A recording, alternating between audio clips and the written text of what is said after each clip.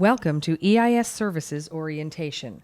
The EIS contract for telecommunications and IT services offers a wide variety of services designed to meet your agency's needs now and for many years into the future.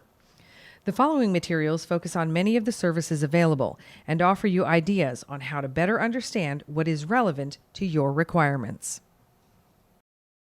In this section, we provide an overview of the Internet Protocol voice service available under EIS and discuss the features and pricing structure associated with this service. Internet Protocol Voice Service, IPVS, is a service that allows users to make phone calls using high-speed IP connections instead of the traditional circuit-switched phone technologies. IPVS is often used in conjunction with another transport service, such as VPNs, Ethernet, private line service, or Internet Protocol service.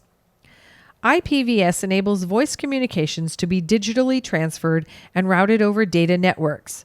The service supports all voice calls, whether they are initiated or terminated on the same or different networks. Some of the benefits of IP voice services include simplified system control, ease of moving and adding phones, lower operations and maintenance cost, and reduced capital costs. IPVS supports all voice communication services and offers numerous features such as voicemail, caller ID, call forwarding, teleconference calling, and more. In this diagram, voice and other call processing and telephony functions are transported over a VPN or IPS network. The agency site at the top right shows a premises-based option with the SIP trunk service required to interface the agency's PBX with the provider's IP network. The other two agency sites depict other deployment options available with IPVS, managed LAN in the middle box, and hosted IPVS at the bottom. The interoperability between the IP network and the PSTN allows for calls to be originated or terminated in both domestic and non-domestic locations across both the wireline and wireless networks.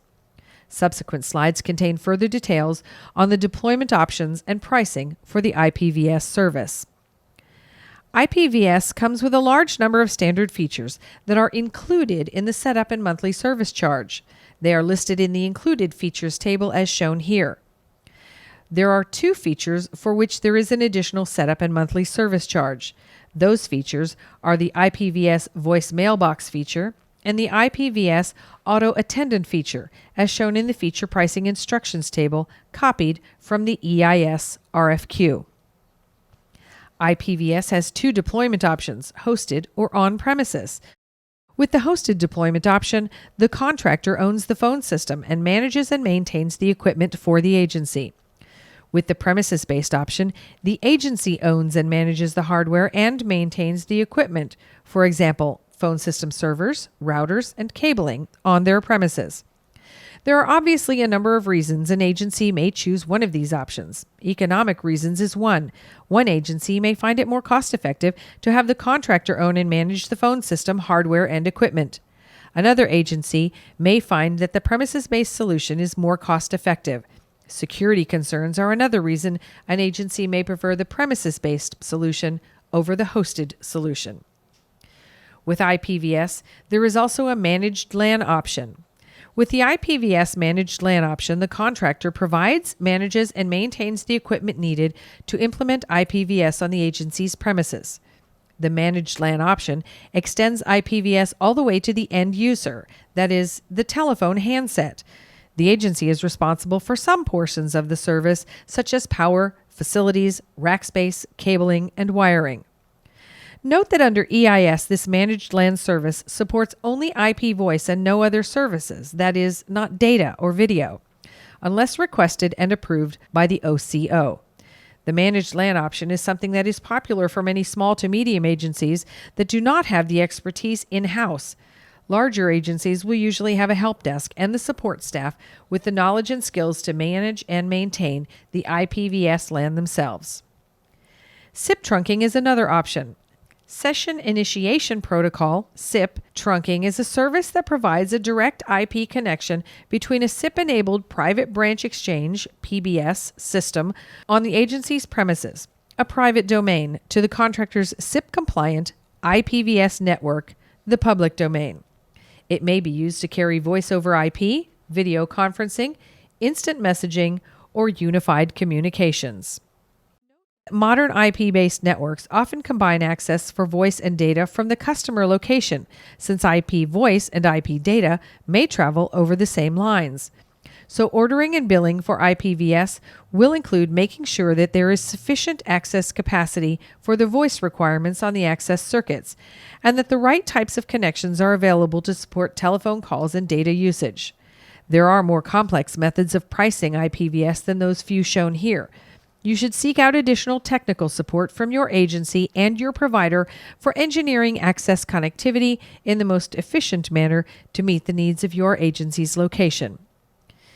IPVS typically involves an initial one-time setup NRC per seat, as well as MRC for the service. This can also be thought of as the price per telephone number.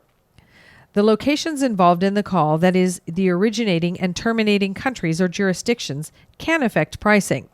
If both the originating and terminating locations are within the continental United States or within the same country, say England to England, which is often called on-net to on-net calling, the call may not incur any additional charges because it is included in the selected calling plan. However, if the two ends of the call cross CONUS, OCONUS, or international boundaries, there may be additional termination charges. This is known as on-net to off-net calling. For IPVS calls terminating off-net, that is non-domestic or OCONUS outside of the continental United States, there will be usage charges billed in 6-second increments. Also, calls terminating to a mobile phone will incur additional usage charges.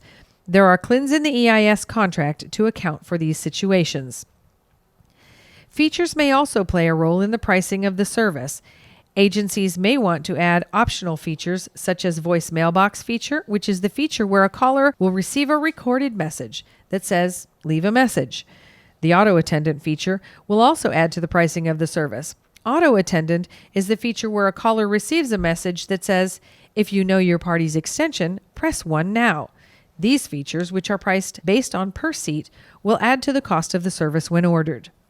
Therefore, the pricing structure for IPVS is the one-time NRC plus the monthly recurring charge per seat plus any OCONUS, non-domestic, or off-net termination usage charges plus features equals the total charge for the service. Note that for setting up SIP trunking and any SIP trunk option, as well as the managed LAN option, there will be a non-recurring charge as well as the monthly recurring charge. In this diagram, voice and other call processing and telephony functions are transported over a VPN or IPS network. The first agency site at the top right shows a premises-based option with the SIP trunk service option to interface with the agency's PBX and phones. The auto attendant feature is added in this example. Notice that there is an NRC and an MRC for each of these options. The NRC is usually the setup charge for the service option.